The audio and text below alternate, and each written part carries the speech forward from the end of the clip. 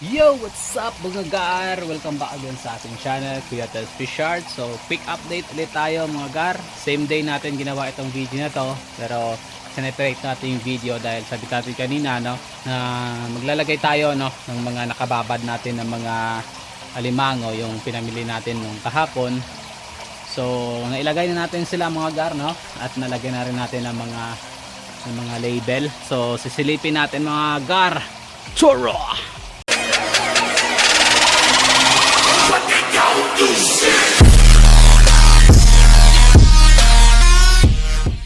So itong isang linya na to mga gar, no, ay napuno na natin hanggang dulo. Tapos nakadagdag na tayo ng hanggang dito, ano, yan. So silipin natin yan isa-isa mga gar para makita nyo yung itsura ng ating mga alimango. So medyo magalaw yung tubig mga gar dahil pinaandar na natin yung ating makina. Yan siya, oh. Yan, male na 160 grams. Ayan. Tapos ito yung sinasabi ko kanina ng malaki na babae, no? Female na 310 grams. Ayan siya, oh. Oh, grabe man yan, oy. Na. Tapos 215 grams na male. Yan ang laki mga garo. Tapos female na 185. Ayan mga gar. Medyo magalaw yung tubig. Tapos male na 235 grams. Ayan ang laki mga gar. Sampat mga gar. Sarap lutuin yan ba? Tapos male na 200 grams. Ayan mga gar. So mamayang gabi papakainin natin to mga gar kasi full day to kahapon na walang kain. At ayan, maakyat mga gar, oh. Yung isang alimango natin, ayan, maakyat. Tapos ito yung active sila. Ayan, oh, dahil magalaw yung tubig. Ayan, oh, tumatayo. Tumatayo sila mga gar. Active sila. Ayan, oh, maakyat. Yun, maakyat. Lalo na yung mga babae, no, active. Kaya dapat araw-araw mga gar titignan talaga to kung nabutas nila yung screen na nilagay natin, tapos tatahiin ka agad.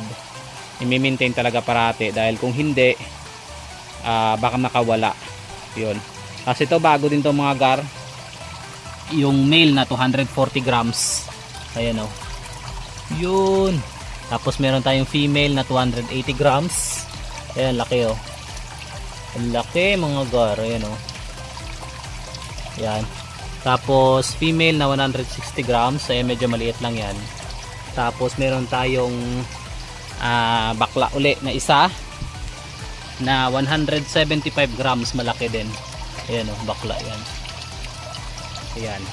So yan lang yung mga laman, no, ng mga malalaki.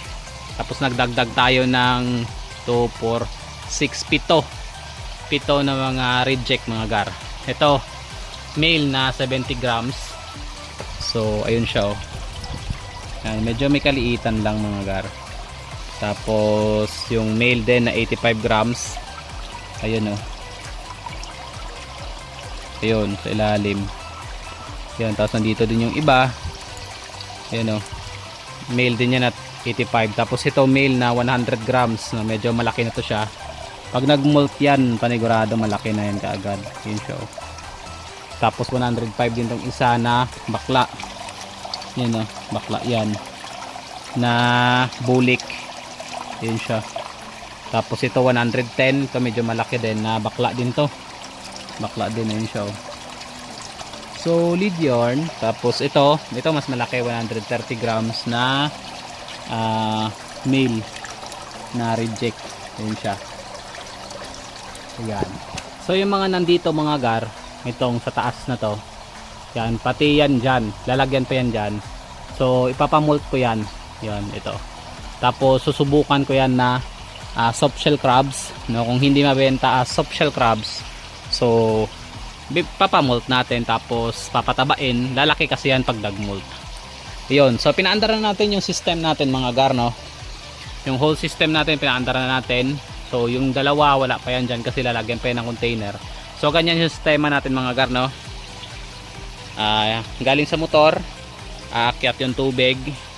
Tapos ayan, may mga umaagos na tubig. Ayan, no?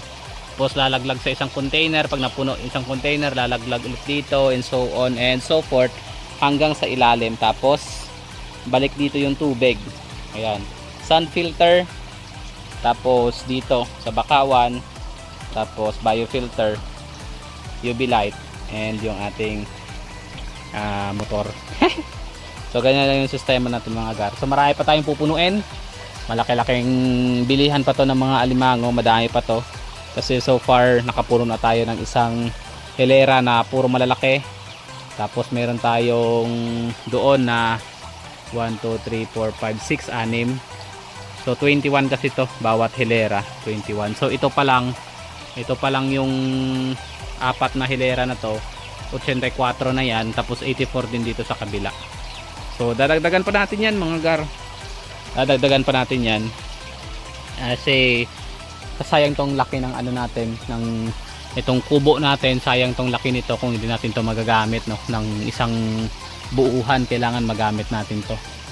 Yun, tapos yung dito, no, nilipat na natin siya sa mas magandang lagayan, mas malapad. Yun siya, oh, laki niyan, laki niyan, ano na yan, nilagyan natin ng aerator kasi medyo last time kasi nangihina kasi to, and meron siyang mga lumot-lumot sa katawan, so hinahayaan lang natin siyang mag ano dyan, pahinga. Yun. So mga 2 to 3 weeks na pakain tong mga to, tataba na to, so pwede na to agad i-market, ibenta pag 2 to 3 weeks. Yun. So merong mga umaapaw na tubig, hindi siya sakto na nagsushoot talaga sa butas tulad nito, pero okay lang naman siguro yan dahil hindi naman yan matagal na papaanda rin. 2 to 3 hours lang naman yan. Tapos hindi ko alam kung bakit maakit yun dito, siguro na ano sila, no, naiingayan sila, o siguro masaya or naiingayan. Ayan, nakanganga. Tapos ito din, oh grabe ba. Ayun. So dahil quick update lang to mga gar, no, hanggang dito na lang muna yung ating video. At susunod na mag-update ulit tayo dito. And sa mga nakapanood ng video na to, no, huwag kalimutan mag-like, mag-share, and mag-subscribe para mas lumaki pa yung ating channel, no. Medyo matagal-tagal kasi tayo hindi nakapag-update. And ito na yung paka-focusan natin na content, yung pagka-crab fattening. So kung baka malay mo may mga gusto, no, na magsubok din ito, makaturo-turo din tayo ng kahit kaunti. So hanggang dito na lang mga gar yung ating video. Quick update lang naman yon, pasilip lang ng kaunti. So mamaya, no, may mga nanguha ng alimango, yung iba pumunta na sa trap nila, sa mga trap na ginawa nila, tapos tinignan kung may mga huli. So abang-abang tayo mamayang gabi kung meron tayong mga bagong mabibili na mga patabaing alimango at mga alimango na mga reject na medyo malalaki na din. Yun. So hanggang sa muli, ito yung Kuya Tebs na nasasabing to God be the glory. Bye bye.